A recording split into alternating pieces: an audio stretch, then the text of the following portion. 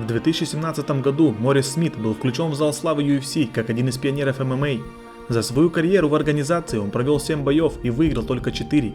Но невзирая на не самый чемпионский рекорд, он стал настоящим революционером и одним из немногих ударников 90-х, кто смог на равных тягаться с борцами, доминировавшими в ту пору. И Моррис наглядно показал миру, как бить борцов. В 13 лет Моррис подался в единоборство после того, как посмотрел фильм «Кулак ярости» с Брюсом Ли. Он, как и Брюс, начал с винчунь, а затем перепробовал тэквондо и карате, но свой окончательный выбор остановил на кикбоксинге, куда он пришел в возрасте 18 лет. Выиграв 7 боев по любителям, из которых 6 нокаутом, он перешел в профи, где становился чемпионом мира в тяжелом и полутяжелом весе, а также принимал участие в Гран-при К1 в 93-м, где уступил в полуфинале легендарному Эрнесто Хусту.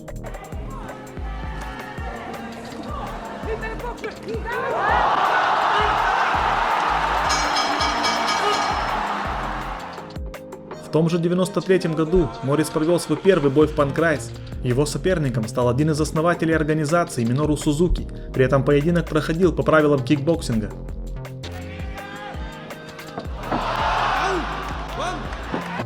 Моррис финишировал Сузуки в 3-м раунде и одержал свою первую победу в новой лиге, а спустя полгода проиграл в реванше Сузуки армбаром.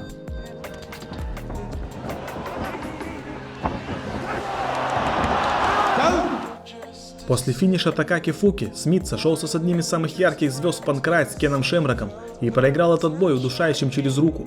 Но этот поединок сблизил бойцов, и Моррис отправился в команду Шемрока, чтобы поработать над своим партером. Там он сдружился со сводным братом Кена Фрэнком, и они составили отличный дуэт.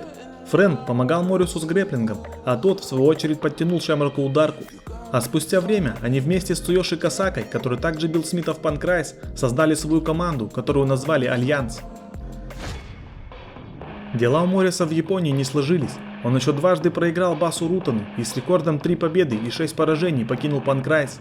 Он отправился в организацию Extreme Fighting и в 96 году получил возможность подраться за пояс чемпионов в тяжелом весе против бразильского бойца и ученика Карлсона Грейси Маркуса Конана Сильвейры, который, кстати, заявил о рекорде 28-0, хотя на шердоге значилось только 3 победы к тому времени.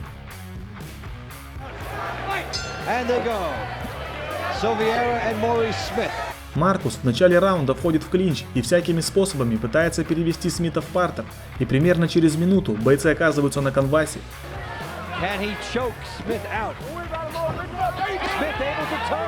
Но Моррис проводит свип, и теперь уже он находится сверху. Вместо того, чтобы вернуться в стойку, Смит не боится находиться в партере с черным поясом и перенимает игру, нанося удары сверху. Во втором раунде Моррис отлично встречает Маркуса апперкотом при входе в клинч, а также замедляет того регулярными лоу-киками. А переводы в партер больше не удаются подуставшему бразильцу.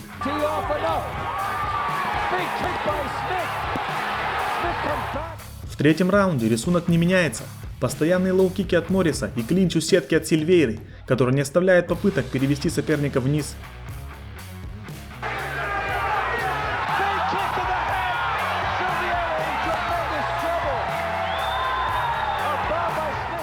Ярчайший хедшот от Морриса в середине 3-го раунда, и бразилец готов. За весь поединок Смит не нанес ни одного хайкика, работая в основном по ногам и корпусу, а в нужный момент нежданчиком пробил именно в голову и стал новым чемпионом Extreme Fighting в тяжелом весе. Вернувшись в Японию, чтобы проиграть Акире Маеде в рингс, Моррис провел свою первую защиту пояса Extreme Fighting против японского дзюдоиста Казунари Мураками.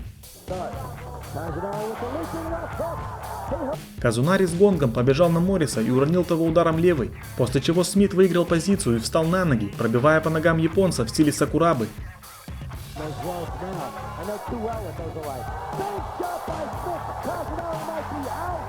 Это был еще один хедшот от Морриса Смита, который одним ударом усыпил японца и заставил врачей того турнира на славу потрудиться, так как нокаут вышел по-настоящему жестким.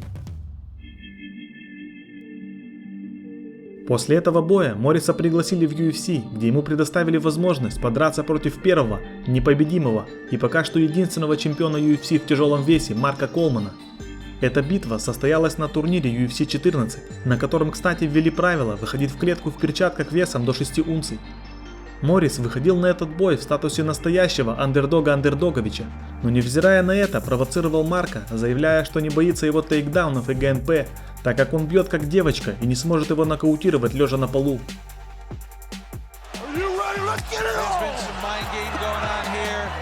На 25-й секунде Марк переводит Морриса в партер и начинается экзекуция. В ход идут как кулаки, так и голова, которая считалась легальной в то время. Но Смит был готов к такому началу и с полнейшим спокойствием загорал на спине и отбивался локтями. На 5-й минуте Молот прошел гард, но даже оказавшись в маунте, он не смог финишировать соперника, который, воодушевленный поддержкой зрителей, следовал своему плану и давал Марку хорошенько поработать.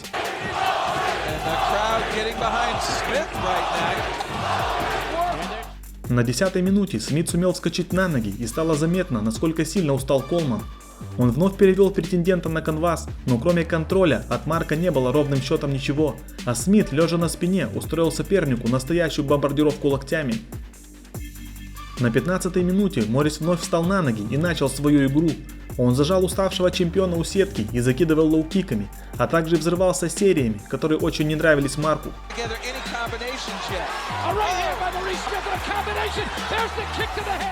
Этот бой продлился 21 минуту, и по его окончанию непобедимый и несокрушимый Колман был повержен.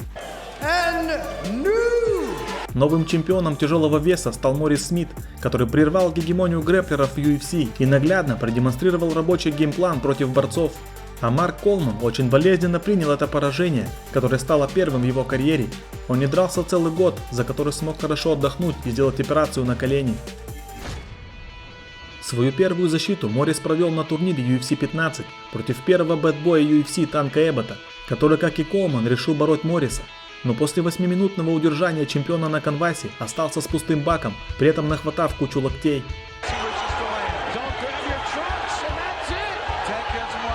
Когда на 8-й минуте Джон Маккарти поднял бойцов в стойку, Моррис пробил пару жестких лоу, и на этом бой был окончен. Первая защита была успешной, но уже на следующем турнире в Японии Смит сошелся с еще одной легендой ММА Рэнди Кутюром, который, в отличие от Молота, великолепно реализовал свой геймплан и забрал бой решением большинства судей. После потери пояса Моррис выиграл еще один поединок у Марка Хуаса, который получил травму и не смог выйти на второй раунд, а после этого он покинул UFC. Следующей организацией для Морриса стал Pride и бой против еще одного кикбоксера Бранко Цикатича, для которого это был всего второй поединок в Прайде.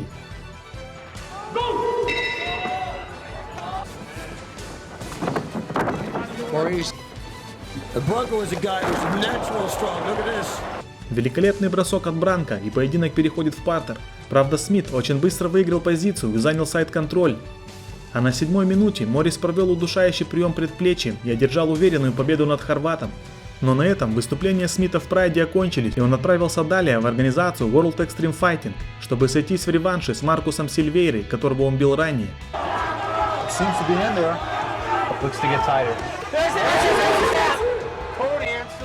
Но в этот раз бразилец оказался сильнее и сумел финишировать Морриса сабмишеном во втором раунде. Далее были выступления в японском Рингс в Гран-при King of the King, где он выиграл первый бой решением у Брэндона Ли Хинкла и сразился против Хенза Грейси на второй стадии турнира.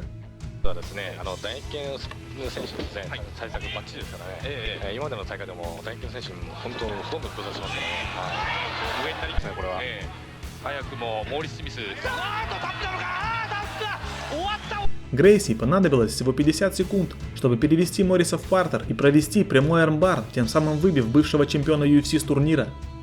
В 2000 году Смит вернулся в UFC и провел там 2 боя, из которых один выиграл решением, после чего закончился ММА на долгих 7 лет. По возвращению он провел еще 5 боев в различных лигах, 3 из которых выиграл, в том числе оформив красивый нокаут фирменным хайкиком в бою против Хорхе Кордобы.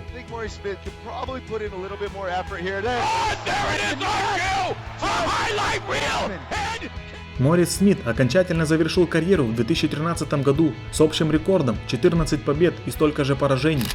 Но невзирая на не самую лучшую статистику боев и не самую высокую популярность среди фанатов, Моррис внес свой неповторимый вклад в развитие смешанных единоборств, и он стал тем самым ударником, кто по-настоящему перевернул игру. Но у меня на сегодня все, друзья. Если вам понравилось мое видео, ставьте лайки и подписывайтесь на канал. А также приглашаю вас в мой инстаграм, в котором я рассказываю про всех чемпионов UFC по порядку. Плюс ко всему, именно там я делюсь анонсами о предстоящих видео. Но еще есть рубрика «Нокауты и сабмишины», которые я тоже там публикую, так что переходите и подписывайтесь, ссылка будет в описании.